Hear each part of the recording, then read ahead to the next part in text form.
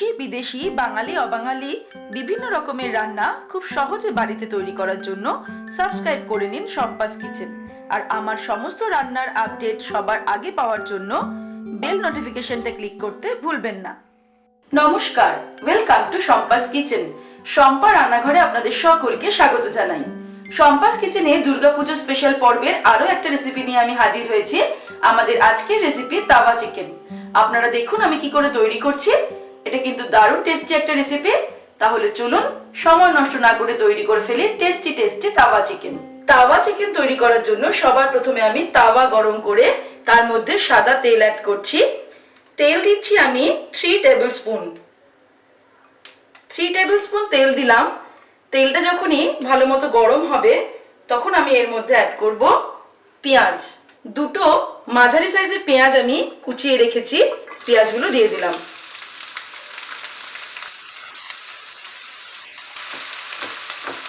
পেঁয়াজটাকে মিডিয়াম হিটে ফ্রাই করব কিছুক্ষণ। মিডিয়াম হিটে আমি পেঁয়াজটাকে 3-4 মিনিট ফ্রাই করলাম। এবার আমি এর মধ্যে অ্যাড করব 2 টিস্পুন রসুন বাটা আর 2 টিস্পুন আদা বাটা। আদা রসুনটা দেওয়ার পরে আরো 2 মিনিট মতো আমি এটাকে ফ্রাই করে নিচ্ছি, তবে হিটটা কিন্তু মিডিয়ামেই রাখছি।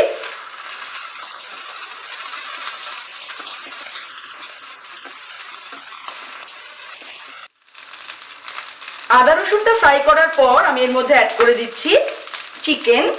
আমি বোনলেস চিকেন নিয়েছি 500 গ্রাম আর ছোট ছোট টুকরো করে নিয়েছি। খুব বেশি বড় টুকরো এই রেসিপিটার জন্য ঠিক নয়, তাই আমি ছোট ছোট টুকরো করে চিকেনটা কেটে নিয়ে ভালো করে ধুয়ে জলটাকে ঝরিয়ে রেখেছিলাম। চিকেনটা দেওয়ার পর এবার আমরা মিডিয়াম আঁচে এটাকে রান্না করব আর আদা রসুন আর পেঁয়াজের সঙ্গে ভালো করে ধীরে ধীরে মিশিয়ে নেব।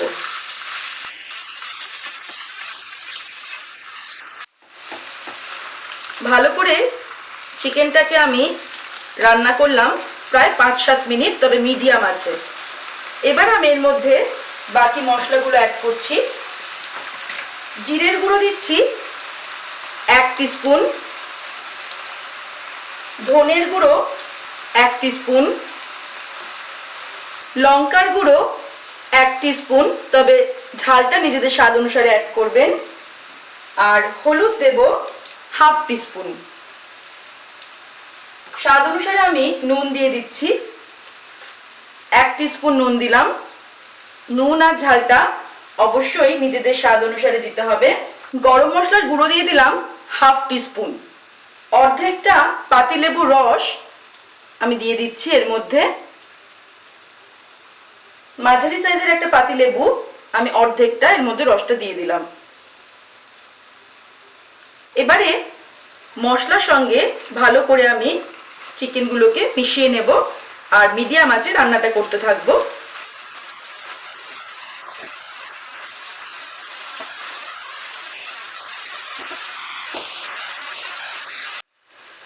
ভালো করে মশলার সঙ্গে কিন্তু মেশাতে মেশাতে আমি এটাকে কষাচ্ছি। আমি এর মধ্যে আরেকটা ইনগ্রেডিয়েন্টস অ্যাড করছি, সেটা হলো কাশ্মীরি রেড চিলি পাউডার। এটা 1 টিস্পুন দিয়ে দিলাম। এটাতে ঝাল হয় না, তবে খুব সুন্দর একটা কালার হবে আমাদের এই তাওয়া চিকেনটা। দিয়ে আবার আমি এটাকে কষাবো। কষাতে একটু টাইম লাগবে, একটু টাইম নিয়ে আমরা এটাকে কষাতে হবে। মিডিয়াম আঁচে আমি একটু সময় নিয়ে এটাকে কষাবো, তবে নাড়তে থাকতে হবে।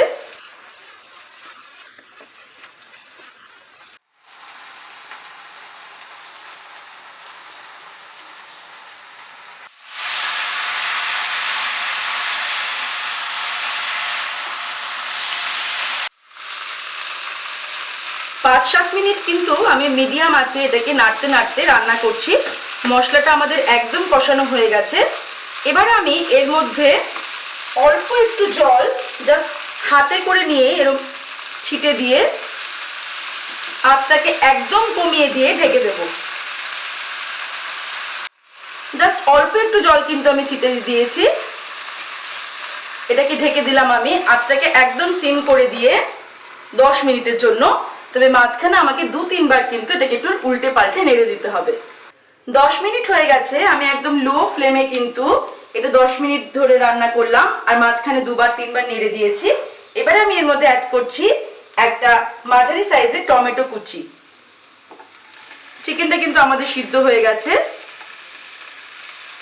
আর দিয়ে দেবো 3-4টে কাঁচা লঙ্কা আমি কুচিয়ে রেখেছি। একটা বড় সাইজের ক্যাপসিকামের অর্ধেকটা আমি লম্বা লম্বা করে টুকরো করে কেটে নিয়েছি। আর দিচ্ছি 1 মুঠো ধনেপাতা। এবারে মাঝারি আঁচে আমি চিকেনটাকে আবার ফ্রাই করব।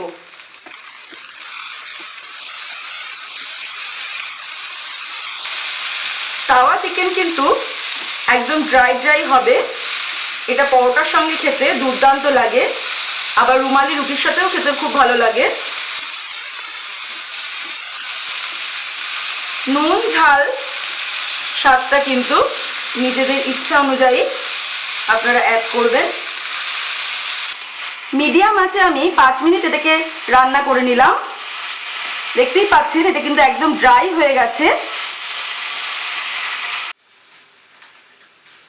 এবারে 1 টিস্পুন বাটার আমি এর মধ্যে দিয়ে একটু মিশিয়ে নেব।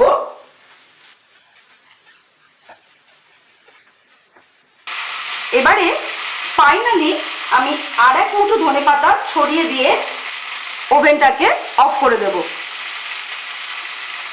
তারপর ওভেনটাকে অফ করে দিয়ে 5 মিনিটের জন্য এটাকে আমি ঢেকে রাখবো।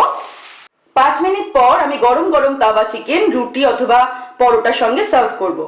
তৈরি হয়ে গেছে আমাদের আজকের দুর্গাপুজো স্পেশাল পর্বের রেসিপি তাওয়া চিকেন। আপনারা দেখলেন আমি কত ইজিলি তাওয়া চিকেনটা খুব কম ইনগ্রেডিয়েন্টস ব্যবহার করে তাড়াতাড়ি তৈরি করে ফেললাম। রেসিপিটা ভালো লাগলে ছোট্ট করে লাইক এবং শেয়ার করার জন্য অনুরোধ রইল। ভালো থাকবেন, সুস্থ থাকবেন। আমি আবার হাজির হব নতুন নতুন রেসিপির সঙ্গে। নমস্কার।